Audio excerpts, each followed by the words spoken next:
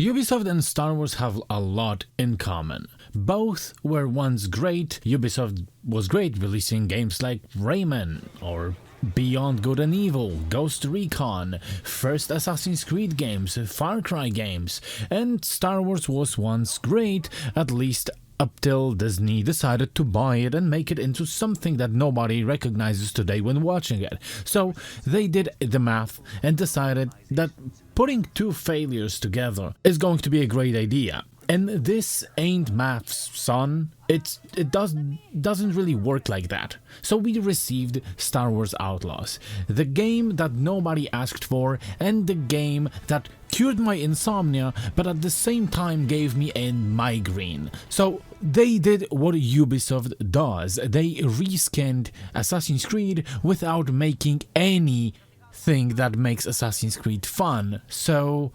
And I think this is pretty important towards this review. I am a huge fan of Assassin's Creed franchise. I played all of them. And yes, that actually includes the ones from PSP and DS ones. So this game, Star Wars Outlaws, bored me to tears.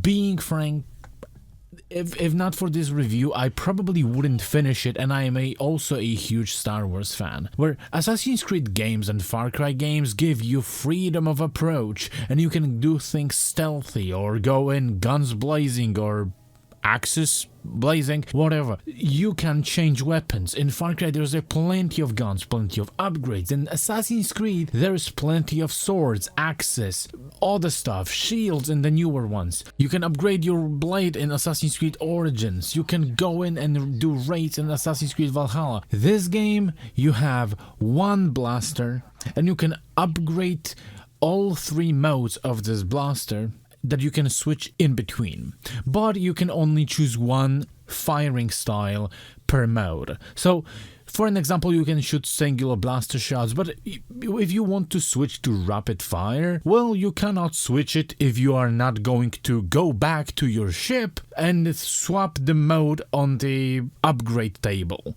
You can also pick guns that are left around by the troopers or maybe in holding docks, but although, like, a few times I had a bug when I couldn't pick any rifle or grenade launcher until I died and the game fixed itself. But if you pick the weapons, they have very limited ammo and you will drop them every time you climb the ladder or jump onto the edge, or maybe the cutscene is going to trigger and your gun is just going to evaporate after the cutscene and it would be still useful after the cutscene, or you simply will follow the NPCs and at some point your character is just going to fucking randomly drop the weapon mid-casual walk. But let's start from the beginning.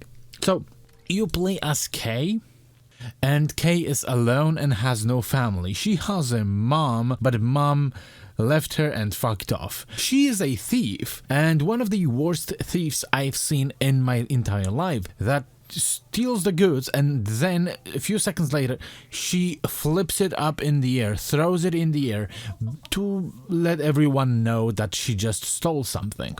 We have Nyx, a cute animal that will help you and serve as Eagle Vision from Assassin's Creed games, because we have to have this. And of course they probably count on selling this game with I don't know, this little creature, and maybe selling some toys later in the future. Why? Because like Baby Yoda actually sold, and sequels, like the people only remember Babu Frick.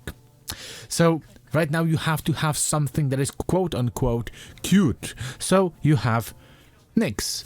And you may ask also, like, what is the story of this game? I'm really interested in Star Wars. I like the Star Wars. I like stories in Star Wars. What is the story? Tell me.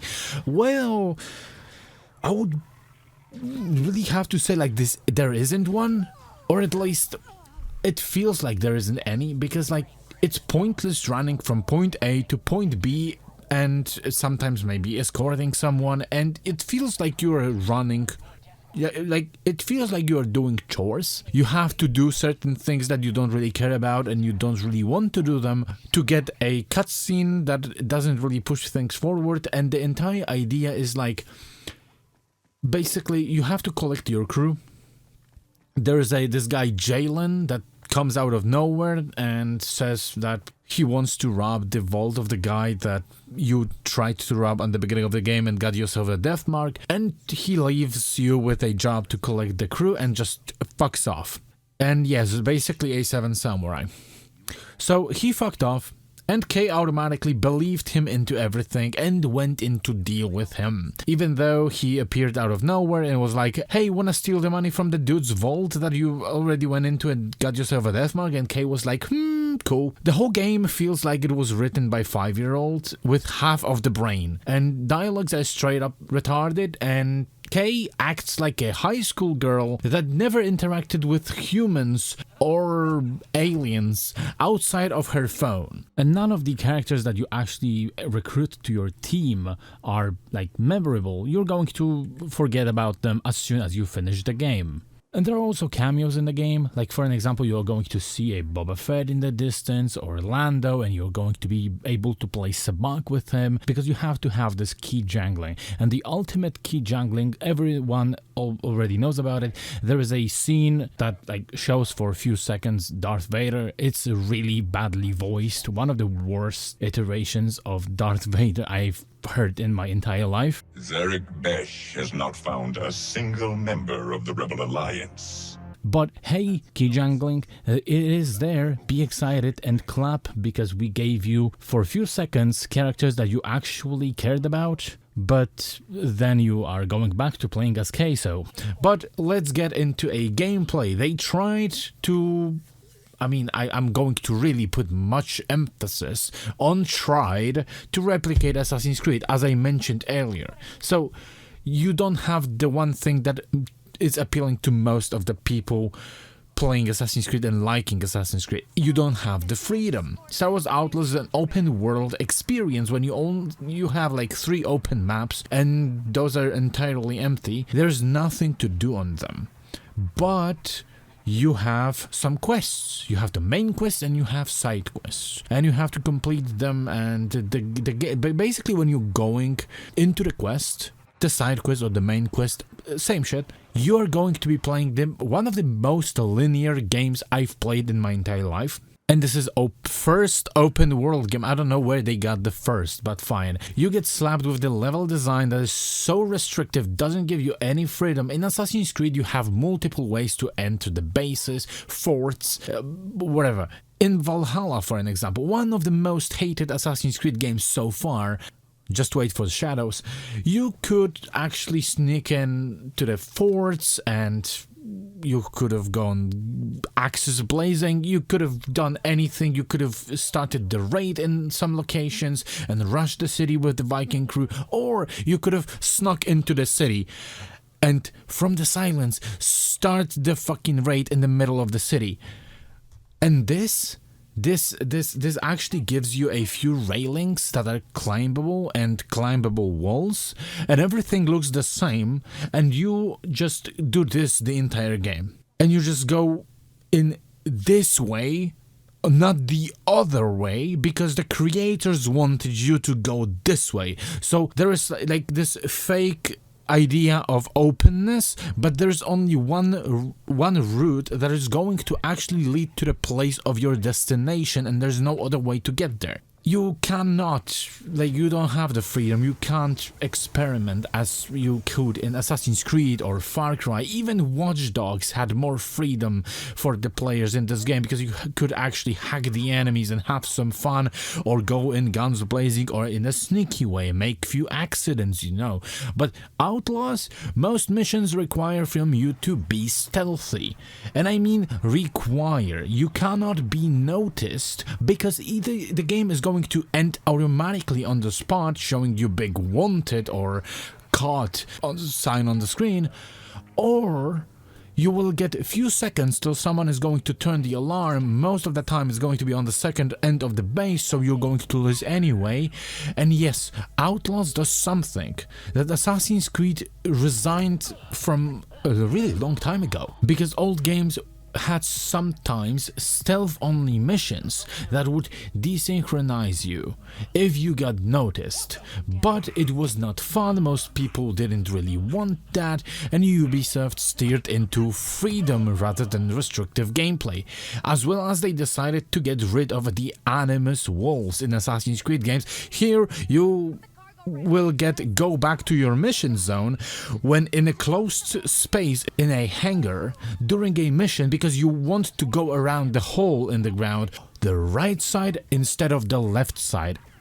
This is literally a joke of a game. There are also side missions in this game that actually there's plenty of people on the street calling, "Hey, I have the job for you," because they want to give you a job, and they are exactly the same as every single other main mission. You're just going to go through some caves, basement, Empire bases, and the game even shows you when to click and what button to click when you are looking at the right railing that they want you to jump on. I'm not even joking. To this point, enemy AI is ridiculously bad. Sometimes you can even take out someone that is right next to them and they won't even see you.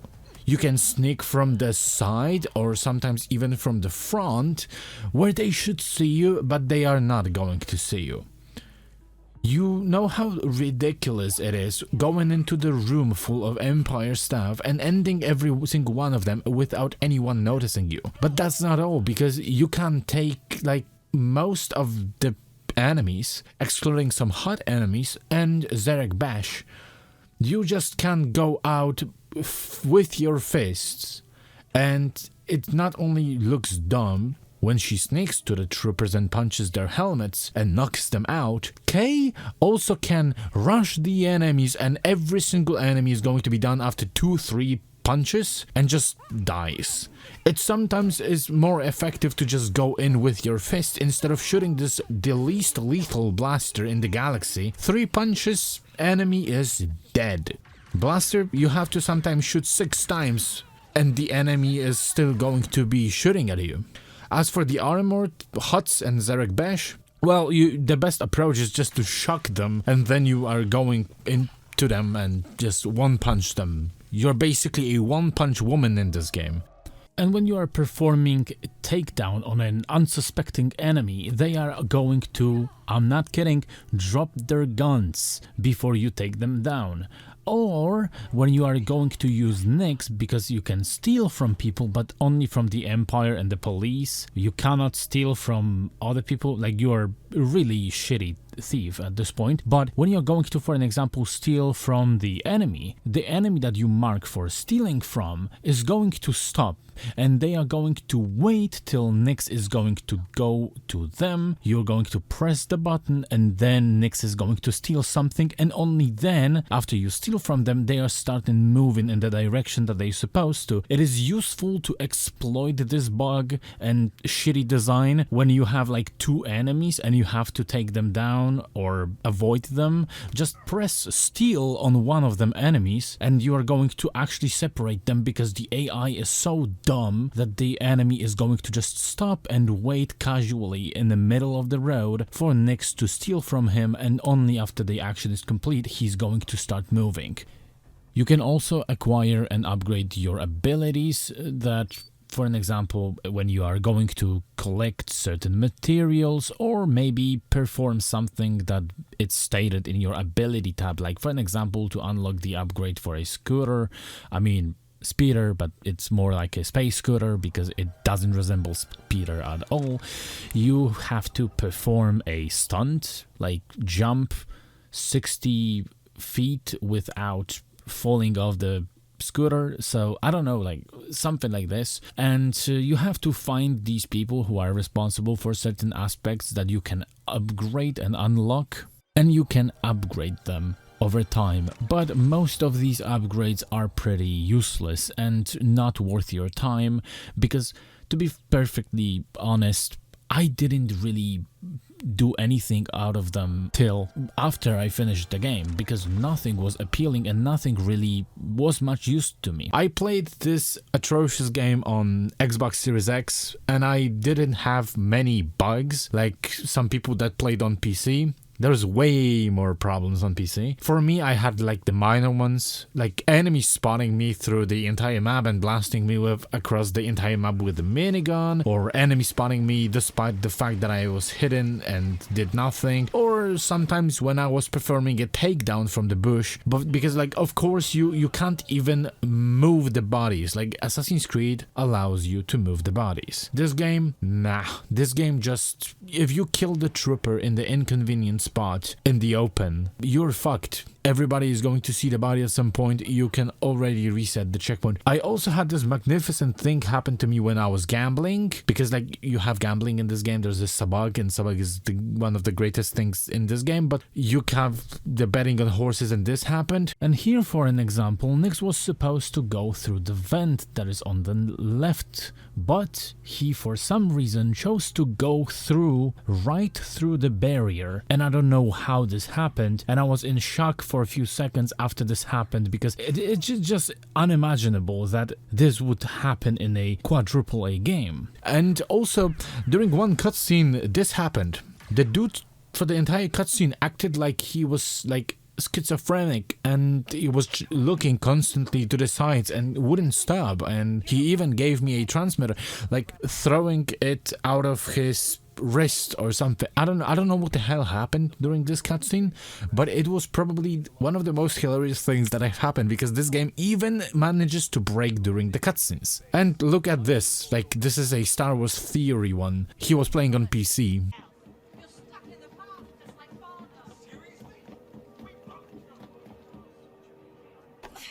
What? It's fine, really. What the fuck, man? Nice. $160. Cool. Sweet. You can do better than that. Nice. Under the staircase. Is this part of the DLC or what? Is this?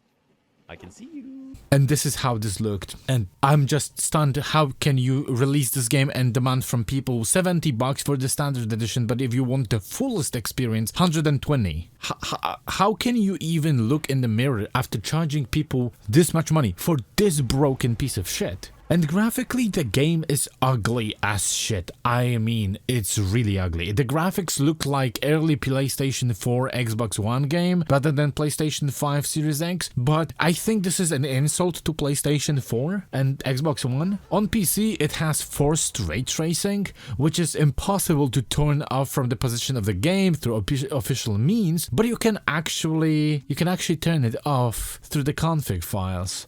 But the ray tracing tanks frames on the weaker hardware, but if you turn it off, the game looks worse than N64 games. On consoles, the game works like shit. Like, it's supposedly in the performance mode is 60 FPS on a really low resolution that is visible, makes the game looks even worse like trash, way worse than PlayStation 4 games. I think PlayStation 3 games had more clarity than this, but in some areas the game is going to drop below 60. I'd assume, like, from the looks of it, is like 40 frames, usually on the market and city areas. Playing this game actually gave me a headache. Even Dustborn, yes, Dustborn, didn't bore me so much and didn't give me headache that I actually had to go and take painkillers to stop the headache. As soon as I finished the game, next day when I wasn't playing the freaking Star Wars Outlaws, I played all the games, no headache. This game is the Ubisoft's lowest point. And this isn't even the end, because soon we will receive Assassin's Creed Shadows,